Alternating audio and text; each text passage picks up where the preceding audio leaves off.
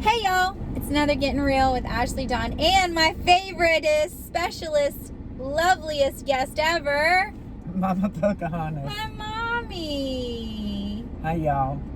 So we just got we're on our way home from church, and I just wanted to film a little video on why go to church. Why go to church? I know a lot of people that watch my channel.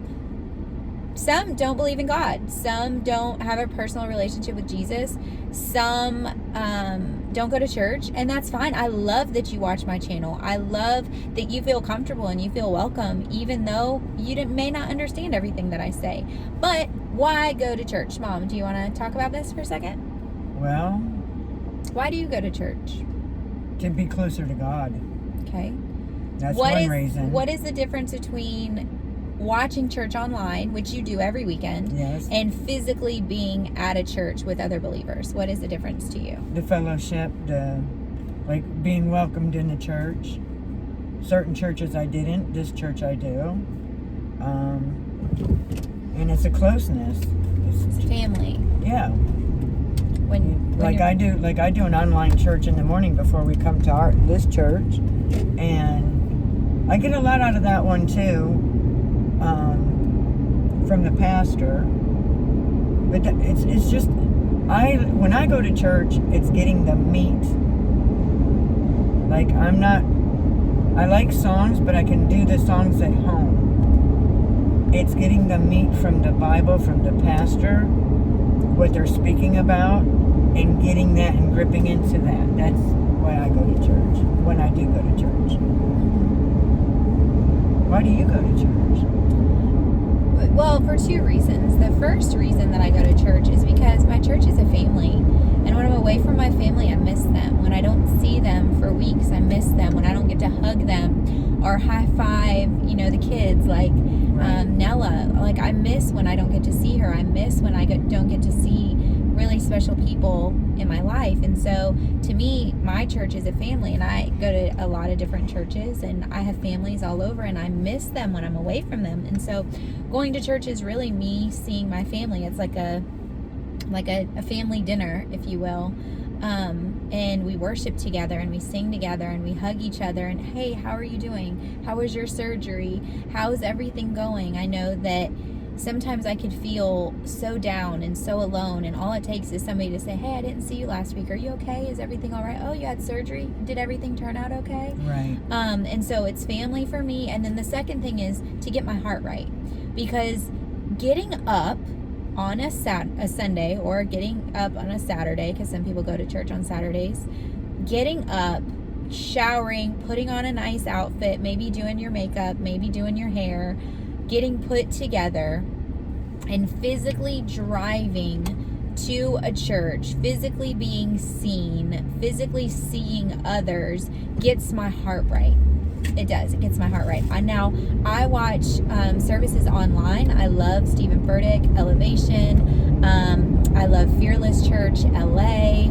There's so many different churches that I love to watch, and I'll watch them online, while I'm getting ready to go to one of the churches that I go to on the weekends. And it just fills my heart. It gets my heart right. I watch Cowboy Church, which is a church in LaBelle, and I love that church, but it's about 3 to 4 hours, round trip for me every Sunday, and that's a lot. So I haven't been there in a while, but I get to watch it online, and that's special. But there's nothing like physically shaking hands and hugging your family and your friends, and meeting new people, and being the person that sees and celebrates and loves the people that are there. Like, I am not currently, but for a very long time, I was a greeter. And so I would be at the door, and I would greet everyone and say, good morning, how are you? Right. And you get to know people. You get to know their style. You get to know the way their perfume smells, and then you miss it. And church to me is so much more about community. And yes, obviously, and you're like, well, you haven't mentioned God at all. No, it's about God. And for instance, like today's message that Pastor Josh said was about sexual purity. And that is a topic that the church really doesn't, talk about a lot. And so I love that. And there was different insights and different perspectives that I had never looked at. And he pointed out some scripture that I wouldn't have paired with a sexual purity message. And, you know, it kind of opened my eyes to different things. And a lot of times church for me, physically going to a church, physically, you know, being there, it makes you focus more. Because if you're watching it online and you got to go to the bathroom, well, you can get up and go to the bathroom. If you're watching it online and you get hungry, you can get up and go in the kitchen and you kind of like zone out for a second, or you get a phone call, or you can be inconvenienced in a home environment. Whereas when you're there, it's, you know, you want to be respectful. You don't want to get up in the middle of service. And like at home, you can just pause it. You don't want to be distracted. When you're there, you can't pause it. So you're trying to focus and you're trying to get, you know, everything that there is to get. And it's just, for me, I can tell the difference when I go to church and when I don't. I know other people are not like that. Mom, you're not like that. I can go or not. Right. But I can tell a difference when I'm not there. Right. And that's not to say that my identity comes from it, but I become a better person the more that I spend time in church, the more that I pray. And that's another thing. If you want prayer and you're watching it online, you can't walk up to the front and have someone wrap their arms around you and pray for you. You can if you're in a building. If the Spirit is hitting you some kind of way, which that's another thing. Yes, the Spirit is with you all the time and can minister to you all the time, but there's something special about being in a room with other believers. The power and the presence of Jesus is just mighty. It says, you know, where two or more are gathered, I am there in their midst. Sometimes it's just you and a computer screen, and it's very easy to feel far away from God. But when you are smack dab in the center of 100 worshipers and they are crying out to their Heavenly Father, it does something to you. It does something to you. I love Bible studies. I love going to church. And I know the church has gotten a lot of bad PR lately, and they've done a lot of things that I really wish they wouldn't do. But not every church is the same. Just like my mom said, some have made her feel unwelcome because of her tattoos. But a lot of churches that we've gone to and that I've spoke at, that she's came as my guest, have embraced her and have encouraged her and have, you know, seen her as Michelle, not necessarily as Ashleydawn's mom. And so I appreciate that. Not every church is the same. And so maybe if you go to one and you're not really feeling it, try another one. Don't give up on God just because you went to a church and you didn't feel him there. Maybe he wasn't there. Go to a church where he is. And, you know, if you have any questions, I was talking to my friend the other day, and he was saying that he's got all these questions. And then he was saying, you know, I asked him, I said, have you been reading your Bible? And he's like, honestly, no, I really struggle with it. And I said, what version are you reading? What version do you have? And he said, the King James. And I said, no. If you are a beginner, do not read the King James. And he's like, well, I always do things all the way or not at all. And I'm like, I love that, appreciate that, respect that about you. But with the Bible, you can't do that. You have to crawl before you can walk.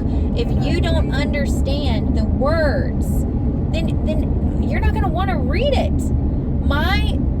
I really encourage you, there is a CSB version, Christian Standard Bible. It makes it very, very easy. Also, the ESV, English Standard Version. We don't talk in Old English. We don't speak the way the Bible was written. We don't speak in it. So it's like trying to translate a different language when you read the King James Version. Most minds weren't created to translate and read at the same time. Most minds. Mine's not. Can I read the King James? Yes, because I grew up on it. But if you didn't grow up on it, it's like a foreign language. Yeah. So find ESV. And then I was telling him, he said he struggles with reading, and a lot of people do. Maybe they're dyslexic. Maybe they just don't like reading because they've never done it before. They have it on cassettes and DVDs. Cassettes, Mom? Really? Well, DVDs. Really? Cassettes? You're dating yourself. But get out of cassettes, Sonny, and get that radio, that a transistor radio. Get that guy out there and crank that thing up. They got it on. Yes, they do have all that, but everyone has a smartphone, and so you can go into your Bible app, and they will read it to you. Type in the ESV version, and they will read it to you. And then once you just have it read to you and have it read to you, then you can go in there and then you can read it for yourself. Also, the Message version, the MSG version, is great. Right? What's MSG? Yeah, Message. It's great. It puts it in slang. Why is it important that it puts it in slang? Because we speak in slang. We understand in slang. Listen, if you want a gold star on your shoulder because you read the King James Version, congratulations for you. But I don't care what other people think. I care about how I'm understanding the Bible and how I'm understanding the Word of God and how I'm connecting with God. It's very difficult for me to connect with God when I can't read or understand the book that I'm supposed to be connecting with God to. Get it? So, read a version you understand, or have them read it to you. Have them read it to you. There's nothing wrong with that. No. And I've said this in other videos, read a children's Bible. Read a children's Bible first. Get the basics down. And then read a teenage Bible. And then read a college Bible. And graduate in your Bible reading.